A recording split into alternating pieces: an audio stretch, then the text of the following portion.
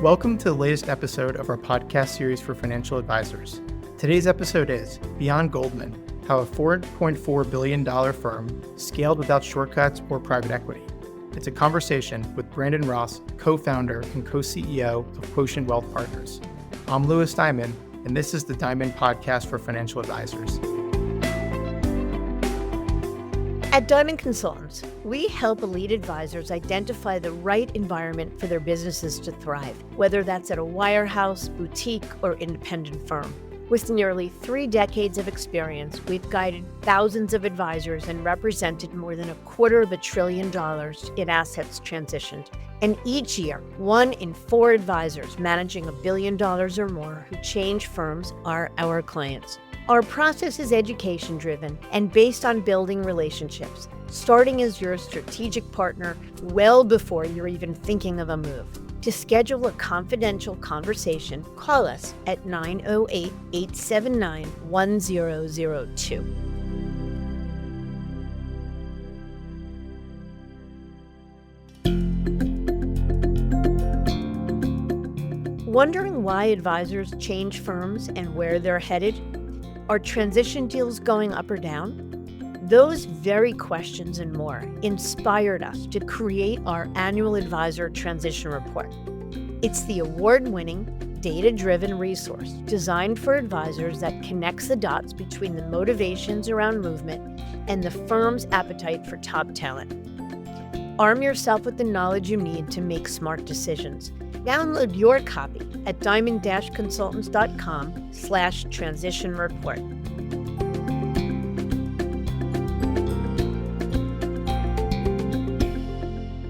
When you look at the most successful advisory firms in the industry, many grew through acquisition, capital partners, or transition deals.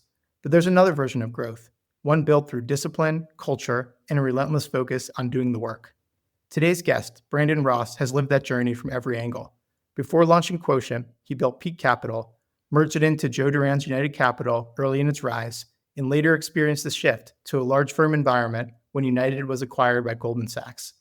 After years of experience across the spectrum, from independent to aggregator to Wall Street firm, Brandon shares what it means to combine the best elements of each model, the innovation of Goldman Sachs, the independence of an RIA, and the drive of a startup. So when Brandon and his partners launched Quotient Wealth Partners, they were intentional about what they carried forward and what they left behind.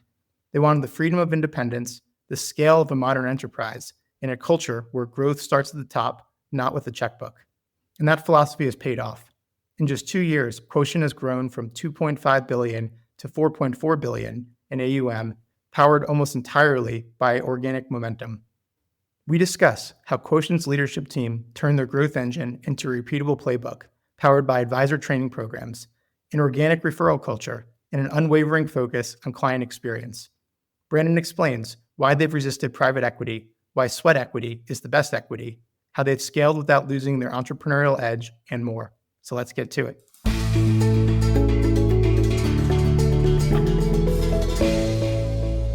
Brandon, thanks for joining us today. Thanks, Louis. I appreciate you having me on your show. Definitely. It's been a long time coming, and I've watched your meteoric success in being RIA owner, so a lot to dig into today. Well, thank you. You're being very generous. So let's start at the beginning. Give us some background. Walk us through your path into wealth management and ultimately what led you to launch your first business. Sure. Started back in the business in the late 90s. Originally started working with a small retirement outfit in Southern California. We primarily focused on working with Pac Bell employees, also Chevron employees in San Ramon, California. And it gave a great opportunity for me and my business partner, who's also the co-CEO of Quotient Wealth, John Blumenthal, to learn the retirement planning landscape with corporate employees. At that point in time, if you can remember, maybe you weren't around in the late 90s, a lot of advisors were selling commission products. So they were selling mutual funds that paid a high commission load. They were building commissions into the bonds. It was something that we really never liked because it didn't really offer us to give the best investment solutions to our clients. So in 2002, John and I decided to start our own firm. So we started a company called Peak Capital Investments at that point in time. And the focus of starting Peak Capital Investments is we wanted to be a pure fee-based advisory firm. And did you build Peak Capital? Was it an RIA? Were you affiliated with a broker dealer? How'd you go about building it? So we were an independent broker dealer. We were working with LPL Financial. It was really our first experience being with a very large institution. Before that, we were with FSC Securities. And LPL did a great job of offering us support. We started really with a very minimum amount of assets under management. We only had 10 million of assets under management. So what John and I had to do is go get financing from relatives, and we borrowed a lot of money from my parents. I know at the time, John was 27 and I was 26. So I know they looked at us like we had three eyeballs at that point, and we made it happen. So it was a great experience. You definitely did. So we'll talk more about building and scaling Peak up to the ultimate merger with United Capital. But just for some context for the rest of the episode, can you talk about your current firm, Quotient Wealth Partners, and maybe give some stats on the business or anything that will just help frame the rest of our conversation today? Yeah, absolutely. Quotient Wealth Partners, we launched it in September of 2023. We departed Goldman Sachs at that time. When we left, we had a little bit over $2.5 billion. And as of Friday's close, not after the last two trading days, we were at a little bit over $4.4 billion. No, I want to make sure I heard that right. So left at 2.5 in 23, and now you're at 4.4.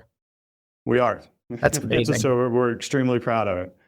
That's amazing. And approximately how many advisors do you have, and how big's the operation? Sure. We have about 25 practicing advisors. Some are lead advisors, some are supporting advisors. And we actually have 9 advisor trainees at this point in time. So we've always put a big emphasis on building younger advisors, bringing them up through our system, learning our organic growth programs.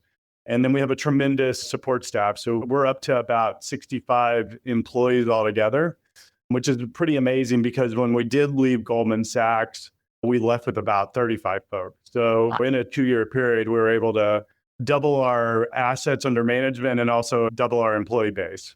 Yeah, it's amazing. And I think I'll pull on this thread now, even though it's a little bit out of order of how I normally do things. Let's talk about the mindset to have 9 advisor trainees. I feel like it's such a untapped part of the market. Is a lot of younger folks without books of business come in and they either default to the insurance BDs and eat what you kill model, or they're lucky they go into a wirehouse training program. And there's some RIAs that hire young folks, but to have 9 in the program is amazing. So what's the curriculum and how do you think about their matriculation into being full-fledged advisors? Yeah, so we've always done a good job of mentoring and bringing young folks, whether it's right out of college or it's their second job. And what we do is we teach them all of the aspects of the business. First and foremost, they're part of our concierge team. So on top of our broker trainees, we have about 6 to 7 concierge representatives that are doing a lot of outbound marketing. They're doing a lot of organic growth. So they're learning how to work the phones, basically how to generate reservations to some of our events. They eventually are able to grow and move into more of a planning stage. So not only are they focused on marketing, but then they're also focused on financial planning. And that's phase 2. So that's anywhere from 6 to 18 months. And then usually after 18 months to 24 months, they're ready to launch. And so there's 2 different paths that our trainees could go. They can either go into a lead business development role where they're out there building their own practice. They do have partners and mentor advisors that are assisting them as far as bringing clients in and closing business, or they could become what we call a wealth manager, which is more of a supporting wealth advisor for one of our lead advisors. So it just depends on that particular advisor, their skill set, what they're good at, what they're bad at. And then collectively, we try to put them on the right path. Your model works for a lot of reasons, but I think the big one is having the 2 different paths that they can take, because I think a lot of folks who enter the industry, they don't really know what they're going to be good at, what they're passionate about. Are they more of the external facing business developer, Or are they more just really passionate about financial planning and serving existing clients? So to have two very desirable landing spots means you're probably capturing the interest and also leveraging the talents of these individuals to the best of their ability. Yeah, you're absolutely right, Lewis. I mean, what we're doing is we're teaching advisors how to go out there and either self-source their own business or support a business. Either way, it all comes down to offering comprehensive financial advice and planning. Some people are talented at different things. So some people are great at customer service. Some gals are great at business development. So we give the option. Sometimes we try to take people down a path they actually don't want to go, and we respect that and say, okay, if this is the path you want to stay on, then let's do it. Yeah. And I mean, from what I've seen, just from speaking with and understanding like the biggest and best independent firms in the industry, they all have variations of that model where you have the external and the internal facing advisors, and they tend to bifurcate we'll call it like the life cycle of the relationship between the sales, onboarding, prospecting, and then the ongoing service and service delivery. It makes sense. I mean, it's more scalable that way, and you can find a broader cross section of individuals rather than people that are passionate and great at everything, which is a unicorn these days. Yeah, and you're just not trying to put somebody in a square peg into a round hole. You're just bringing them in, you're evaluating them, you're letting them learn the business. People are much more open when they haven't had any long-term experience in the business to open up and do everything you ask them and then try to figure out what meets their skill set. Yep. And we'll talk much more about your organic growth playbook and just how you're running and growing Quotient today. So let's go back to the chronological order of events. So you and John start P Capital, 10 million in assets on the LPL platform. What did you eventually get the business to? And how did you go about getting from 10 million to wherever you got to before you merged your business with United Capital? So when we started P Capital, we were a little bit over 10 million. We grew that to about 800 million by 2011.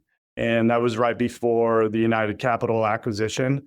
To get to that $800 million we did basically what we were doing before. We were marketing to corporate employees who worked at Fortune 500 companies. So we had two offices when we first began. We had Denver and we also had Dallas. At Denver, we were going after primarily Quest Communication employees, Coors Brewery employees, Lockheed Martin. And then we had another office in Dallas, which I opened up, where we primarily focused on some of the larger telecoms, such as AT&T and Verizon. That eventually expanded to Texas Instruments, Raytheon. And then in 2008, in our type of business or target marketing, the oil and gas employees are probably some of the best employees as far as the benefits that they're offered. So we started going down to Houston and opening up some of the super majors such as ExxonMobil, Chevron, Shell, ConocoPhillips, so forth. Super interesting. I mean, that's amazing to go from virtually nothing to 800 million in about a decade is incredible. And also, you had a little blip of the great financial crisis in there. Just a little one. Just to understand the strategy a little bit better. So you were working predominantly with corporate employees, corporate executives. So was it that you just become experts on their benefits plans and just everything that they faced, and then delivered financial planning and investment management just in a more specialized or targeted way? Yeah, and I appreciate you teeing that up, but you're absolutely right. I mean, what we do is when we start working with any particular executives or employees with a company is we become their employee benefits specialist. So going back to the broker trainee program, I mean, every single trainee that goes through our 2-year program, they have to know the employee benefits for all the companies that we market to inside and out. So that includes their 401k plans. A lot of the companies that we targeted offered lump sum pensions. So that a lot of the employees, when they retired, they could take their pensions as a cash out and roll those into IRAs. Retiree healthcare benefits. With executives, there's a lot of complicated executive comp plans out there, equity comp plans. So we want to know those inside and out. We want to know the taxation that's associated with all these types of plans and how to ultimately build a financial plan and a retirement readiness plan. So when they get to their 60s, 70s, they're ready to transition from the workplace into retirement and do it very comfortably. It makes so much sense. I can think of a couple of guests we've had on our podcast where that was how they were brought up, they were trained. I mean, it sounds like just it's a niche, but also you become super, super referable to friends of existing clients of these companies. Like, hey, like you should talk to my guy Brandon. Like he knows our benefits program inside and out. And I feel like you probably don't even experience that much competition if you're referred into a relationship like that. That's a huge advantage of working with concentrated employees at one specific company, because there's been many times that some of our advisors, including myself, have retired entire departments. So if you just think of it, if you get one of the senior VPs of finance, well, typically if you're getting referred by their boss, then unless you have a really poor showing at that meeting, you're going to get them as a client. Yeah, it's incredible. So in 2011, you decided to merge Peak Capital with Joe Duran's United Capital, which at the time was just finding their footing. I think you're one of their first M&A deals, probably their largest at that time. But I got to ask, I mean, the two of you were probably mid to late 30s at that time. What drove the decision to merge or sell at all? And we'll talk about United Capital after that. Well, just want to state, Joe's about 7 years older than me. But no, John and I were in our mid 30s. We're 34, 30 years old. I think Joe was about 42. At the time, as we've discussed, we had tremendous organic growth. We were getting to critical mass. We needed to figure out how to scale it at that point. We were wanting to move out of LPL. We've outgrown them. It was time to graduate. We were about the ninth largest office at LPL. We knew that they just couldn't offer the resources that we needed. So we started talking to Fidelity, started talking to Charles Schwab. At that time, we were introduced to some of the aggregators or roll-ups, to United Capital, Hightower, Focus Financial. And the thing that we really liked about United Capital is they really had a financial advice and planning focus. And at that point in time, it was still primarily investment management. We offered general retirement planning, general cash flow planning, but we were out mostly just selling investment management. And Joe and United had a unique offering. Because of our size, we got a really favorable deal. So we didn't have to sell all of our revenue. We actually only sold about 30%, and the revenue included expenses. So we felt like it was a great deal. So we were able to keep a lot of our EBOC at our time with United Capital, and they offered us a lot of support. So not only did they offer us back office support, HR, financial planning, they put a lot of money into our marketing, because at the time we generated anywhere from about 60 to 80% of the organic growth. And we actually started taking our marketing program and we started putting it in places like Atlanta and Washington, D.C., where those offices weren't growing at the time. So it really was a win-win situation for us in United Capital. What was it like to be part of United Capital? I mean, Joe Durant, to his credit, had just an unbelievable and we'll say very credible and exciting vision. And he really went out and executed on it with doing, probably 40, 50, 60 M&A deals and just building one of the predominant firms in the industry over not that long a period of time. So what was it like being part of United during their meteoric rise to fame? It was a lot of fun. Really enjoyed my time at United Capital. I enjoyed the people that we met, the people that we became close to. I'm still in constant contact with a lot of the executives. We had dinner just 2 weeks ago with one of the VPs, and we learned a lot. We were, as you mentioned, we were in our mid 30s, so we were still pretty green when we came to United Capital. So we learned a lot about managing a wealth management firm. I think that was one of the biggest things that we were able to take is how do you manage and scale not only your office, but also multiple offices around the country.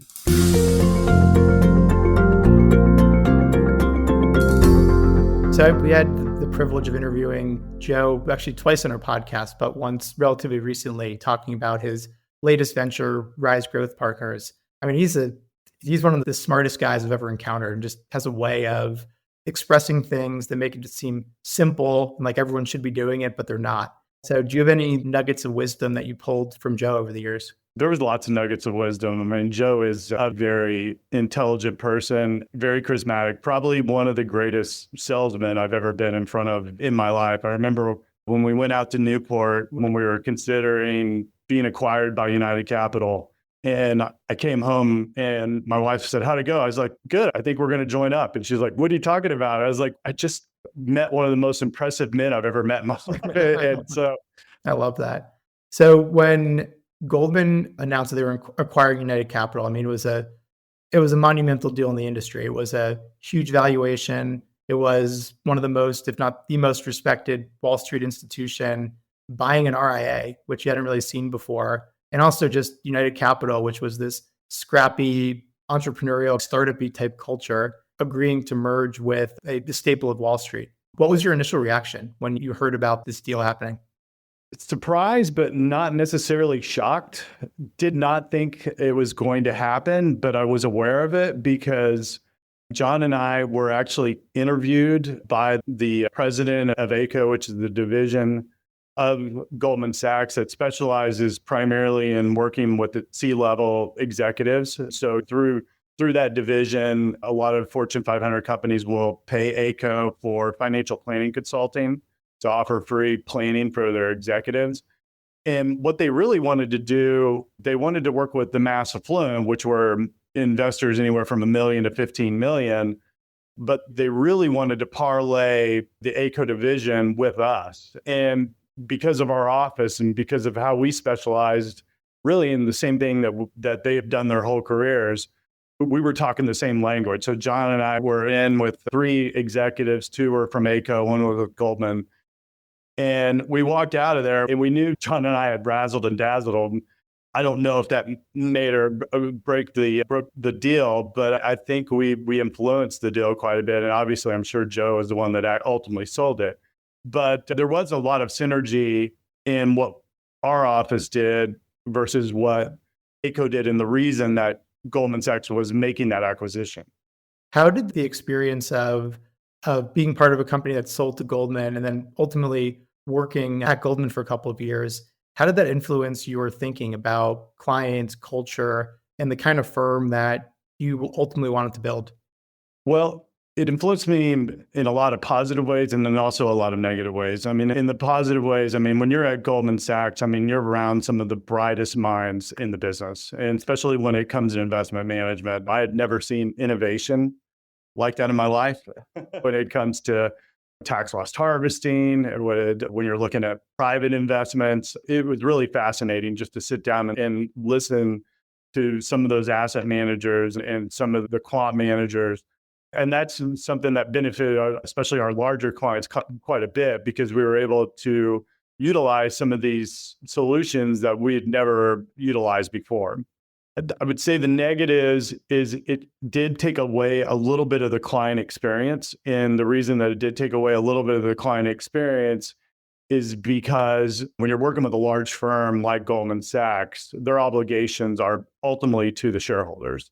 And so the shareholders are going to come first, not the clients. And when you're working with an RIA, it's typically the other way around. Typically the client experience drives everything you do.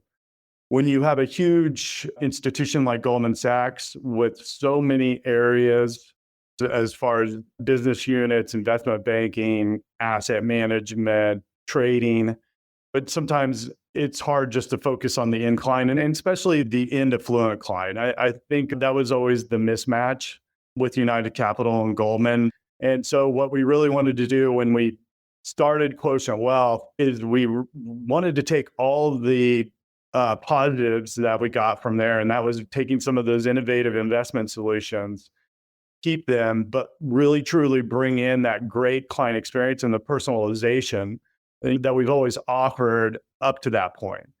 And so that's going to promote our company right now. The reason that we decided on the name Quotient is we wanted to look at our crazy reverse roller coaster careers, and we wanted to look at that personalization that we were rooted on. We wanted to look at the innovation that we learned at Goldman and bring those together. So a quotient is just a product of 2 factors that intersect with each other. So that's how we got to Quotient Wealth. Very cool name. Honestly, too, it's like there's so many names for RIAs. I know it's one of the challenges is finding ones that aren't trademarked and the like. So I feel like you landed on a good one and you got a great story Well, behind thank you. That exercise took about 3 days because you'd think of a name and then it'd go back and it's trademarked. So yeah, it's getting pretty saturated out there. So we'll talk about the decision to start your own RIA, just from the outsider perspective, just as someone who follows the industry and obviously has a vested interest in it. That deal for United Capital to merge with or be sold to Goldman, I mean, it was huge. It legitimized RIAs in a different way. It also is one of those deals that strategically it was like, okay, I get it. Like it makes sense. Like Goldman's killer in the ultra affluent. This gives them a leg with one of the best firms in the industry to go after the high net worth or the mass affluent, and 1 + 1 is going to equal 5. But like it's not surprising. Like the cynical side is, well, how's an entrepreneurial kind of startup-y type culture going to meld and merge in with one of the most regulated and most intense companies probably in the world, but Sure. especially within wealth management. So it makes sense. I won't talk. Then obviously Goldman sold the United Capital division to Creative Planning. We won't spend much time on that, but if you can, just talk about the decision to start your own RIA. How'd you go about building the firm? Well, we had known way before that we probably were going to not be with an investment bank. We wanted to be independent again. And we let a lot of the executives at Goldman know way before the sell that we no longer wanted to be in that environment. And when we were going about looking at creating a firm, going back, we wanted to get back to our roots. We wanted to offer the boutique personalized financial plan. We also wanted to bring in the innovation of investing. And that's really what led us to working a little with you and you introduced us to Dynasty and Cheryl Penny. And that was a great introduction because Cheryl and his team do a phenomenal job, especially with their investment management platform. And we wanted to continue to be able to offer those kind of solutions to our clients, but do it our way. Makes sense. It sounds like you definitely had some stressful years between the United Capital sale to Goldman to then ultimately deciding to leave and start the RIA. We can talk now or offline about the pros and cons, but from where I'm sitting, like I always think things happen for a reason. And that transaction enabled you to bring a different perspective into what Quotient is today. It probably gave you the kick in the butt to kind of launch out and do something again. And now that the business was bigger, you guys were maybe a little bit less angry. As you said, you took Joe's lesson, a little more mature. We're now able to step out and launch something that is growing by immense leaps and bounds and probably is more successful than you ever could have imagined it was. Ever since probably we actually were acquired by United Capital, being an entrepreneur, John and I always talked about wish we could do the business or do it. I mean, we had a lot of autonomy at United Capital, so we didn't talk about it as frequently as we did at Goldman. But once we got to Goldman, we knew that there was a better way to offer client service, financial planning, and investments. And so not to beat a dead horse, but we just wanted to bring all of the experiences, which are very unique because there's not a lot of advisors that start off running an independent investment firm in their mid-20s, and then all of a sudden in their mid-40s, they're part of Goldman Sachs and they're in the biggest investment management bank in the world. So we just wanted to take everything that we've learned throughout our career and bring it into this last hurrah to say. So we're super excited. We're about 26 months in, but it still feels like we're only about 2 months in. Absolutely. And just going back a little bit to the decision to retain Dynasty to help you launch the firm. I mean, given the scale of the business, the custodians you had, relationships, et cetera, and yes, I mean, you knew what it took to run an RIA from being at United for so long. Why did you decide to hire Dynasty versus going it alone? Because they're transition specialists. We had a large team, 35 folks. So, and we had a lot of complexity when it came to the various investment solutions that we were now offering. And that's very hard to just start up on your own. And that's why we chose Dynasty and Cheryl. I mean, he's got a top-notch, excellent transition team, everything from OCFO to help us out with our finance, HR, marketing, but most important, investment management. And his chief investment officer, Bob Shea, does a great job too. You've hit on some of this, but I'll just ask the question in a different way. What's the core vision behind Quotient Wealth Partners? And since you've launched, has that vision drifted or changed at all? No, I mean, our core vision when we left was to be one of the leading wealth management firms in the nation. We desire to grow and be one of the leaders in our industry. We have a lot of talent. We have a fairly youthful firm. John and I are the oldest ones, being in our early 50s. Most of our partners and advisors are in their late 30s, mid 30s. So that's really a blessing too, because with the fast moving pace of our world, it's good to have younger professionals pushing you to stay on that cutting edge. Definitely. The way that you all have doubled or almost doubled since launching the business in 2 years is absolutely crazy. Can we just double click into call it your organic growth playbook? I know you've hinted at some things along the way, but how do you guys think about organic growth? Why is it important to you? And what's the process for cultivating new relationships into the firm? Well, probably 80% of our thought is going into how do we continue to grow our firm? How do we continue to evolve? At this point in time, we're doing what we've always done. As I mentioned, we have a concierge team. We have a very dynamic broker training team. They're still doing a lot of outbound calling. Still works. It's more difficult, but it still works. We've added to that with digital marketing.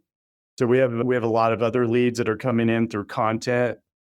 And we're continuing just to explore and look at technology and how it's advancing and how it can continue to allow us to grow. But the most important thing in order to build an organic growth culture, it's got to be rooted with the leadership all the way down. And the thing with John, Tim Harder, our other co-founder, I mean, we're still in the mud. I mean, we still meet with clients all the time. We're still talking to all our advisors. We're giving them advice. And I think that's important because what sometimes happens is the leadership gets separated from some of the newbies and all that.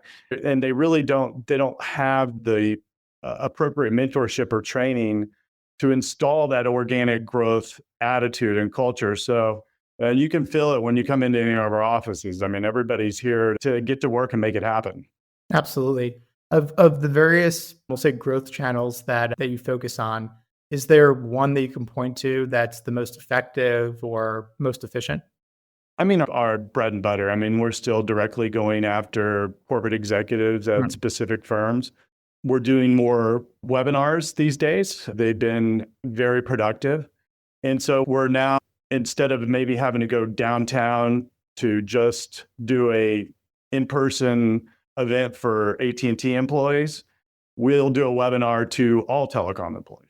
So Verizon's going through some major downsizing right now. So we'll have a retirement workshop that's targeted just specifically for telecom employees. And then we'll have an energy specific webinar. And then we'll also have pharma and healthcare. So those are things that we're doing a little bit differently. And so we're doing the webinars and then we're sprinkling in the in-person events here and there. Yeah, I mean, it sounds so much more scalable. And then I got to ask, this one's more for personal reasons, but I think everyone will benefit. How do you get people to sign up for your webinars? Like, it's great to have a great idea and a focus, but how are you getting the word out and making sure that the webinars are well attended? Either by digital or calling, primarily calling. So interesting. So the concierge team is calling on employees of these companies to invite them to the webinars. Correct. Interesting. And then we're doing outbound drip emails, a lot of other ways. That's where we're digging into technology and just finding other paths to be able to reach them. Yeah. I mean, it's so in some ways, like what you're doing, what you've always done, like it sounds simple on paper, but I know the execution of it, the relentless focus on it, persistence, but also just actually knowing what you're doing is probably the biggest ingredient. But I would agree with the comment you made. You got to be efficient in this day and age. So yeah, and didn't mean to cut you off, but yeah, you do. And that's why people will do it for a short period of time. It's only really beneficial if you have consistency. You just can't do a little bit here and there. I mean, you just got to continue to do events, get people engaged, and it takes a lot of determination. And then some people just don't have the patience for that. Yeah, no doubt. But you're in Quotient is a living testament to if you follow through on it, keep on it, that you'll drive or have the potential to drive crazy results for your firm. Well, this is one more question just about like managing the firm. So has your role and Tim and John's roles changed in like your day to day from when you're at United to now? Or put another way, what's a day in the life like and how has that changed over time? It's fun. Some days there's a little chaos, but that's normal for any infant firm. But we've done a good job of kind of separating our roles. And we did that earlier but sometimes we all just try to want to take up what's going on, what's the most important thing that we can focus on, and all three of us are putting our attention to it. And that's never going to work out long term. So Tim has had 35 years of investing assets. He's our chief investment officer. He's worked with us was peak CIO in 2007, and then he grew to be more of a COO. But I would think at this point in time, his focus is building out a very dynamic asset management platform so we can continue to offer sophisticated investment solutions. John, I would say, is definitely more of the visionary. John is always trying out new things. He's really our chief growth officer till we have the size to hire one, but he's out there always thinking of ways to continue to generate leads. And for example, he was on with 2 different lead gen firms today to schedule beta tests. And so we have our proven strategy, but we're always trying to figure out, is there any other secret sauce out there as far as generating leads? So we're experimenting with all of them, seeing how it works and trying to improve our lead gen program. And I would say I'm more of the operator of all three. I take John's vision and I create strategy, and we've hired some really talented people to go out there and execute it for us. I love it. Thank you for sharing that. One more question. I lied just about the makeup of the firm. So the 25 or so advisors that you have, are they all employees of the firm? And does the firm own, is it one client, one firm, one client, or does each advisor have their own little fiefdom and they own their own books and do their own thing? No, we're all W-2 employees. We're completely advisor and employee owned. And that was something that we took a lot of pride in. We had a lot of money being thrown at us when we left Goldman Sachs. And when we started Quotient, we wanted to do it the right way. We wanted to do it our way, and we wanted everybody invested into the firm. And you can tell that, I mean, on a day-to-day basis, I mean, everybody comes in striving for excellence and trying to do the best we can for our clients and continue to grow. Amazing. So as we've talked about, Quotient launched out of a large firm environment in Goldman Sachs. How have you sought to recreate the best of what the scale of working within a major institution gave you while keeping the independence and agility of a boutique wealth management firm like Quotient? I mean, I would say sometimes when you're in a large investment bank, there's selective scaling. So it seems like they're really focused on scaling certain pieces of the business and do it unbelievably well. And some of the other pieces of the business kind of falls off. And so when we left, or we were a little bit behind, is when you don't have control of your client experience and you don't have control of your technology, you don't know what's out there, right? And so Goldman Sachs is extremely innovative when it comes to asset management. We weren't out there being able to test all the new bells and whistles with AI and how efficient that can make. So we are out there every day looking at things that can help scale from a client service perspective, from a planning perspective, and there's a lot of great tools. So it does allow our advisors to truly focus more on the client relationships versus anything. And that's why we've been able to I think, maybe scale more efficiently, because we're not selective scaling. We're scaling just for our client experience and our organic growth, and be able to still offer the personalized boutique approach. Very interesting. I got 2 more questions for you. I'll Sure. let you get on with your busy day. So outside of organic growth, which we've talked a lot about, are acquisitions or tuck-in acquisitions or recruiting experienced advisors with books of business, is that part of the long-term strategy? Or honestly, your playbook seems to be working. So is it more of like, if it ain't broke, don't fix it?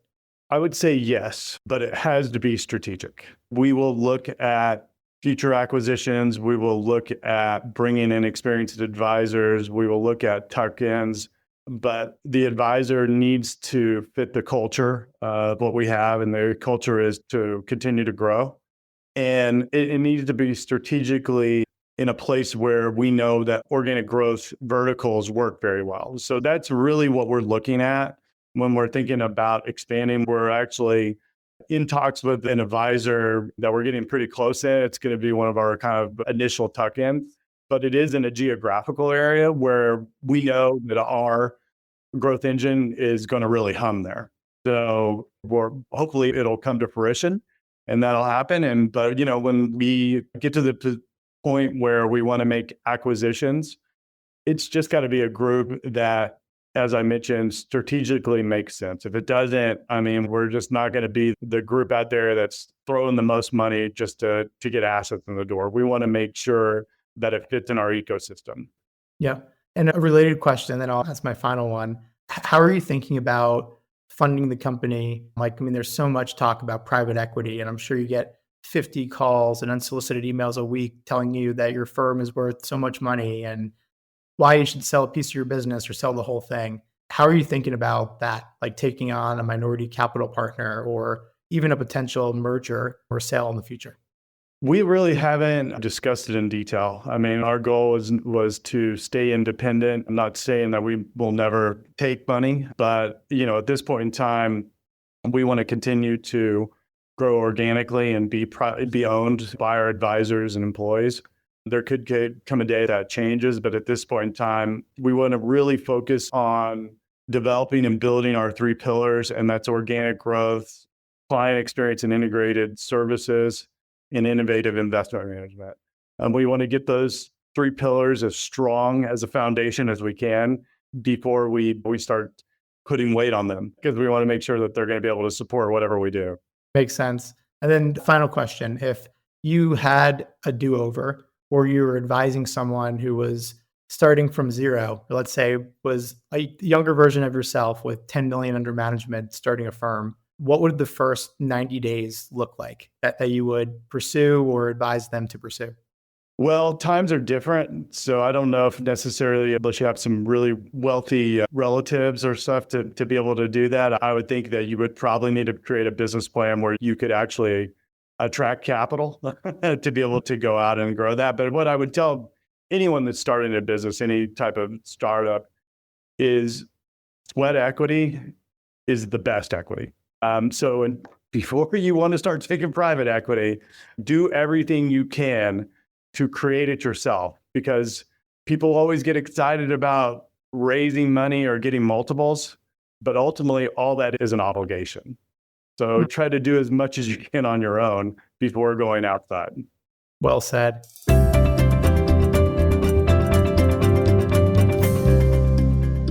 Grant, this has been a very interesting interview. I had the privilege of helping you guys start Quotient, so I knew the personalities and understood the business, but just spending time hearing about the organic growth playbook and how open and honest you were was refreshing. And also been through it. You've been through the 0 to 10 million phase, starting a business at a BD, then selling the business or merging it with the big RIA, being part of that wild ride, being part of a big Wall Street institution, and then breaking away again.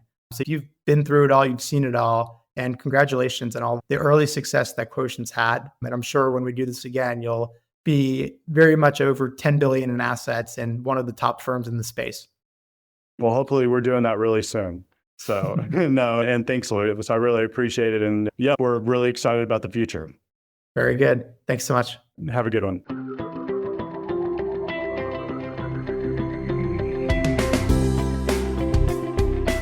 As a financial advisor, you hold yourself to the highest standards of integrity, honesty, and credibility.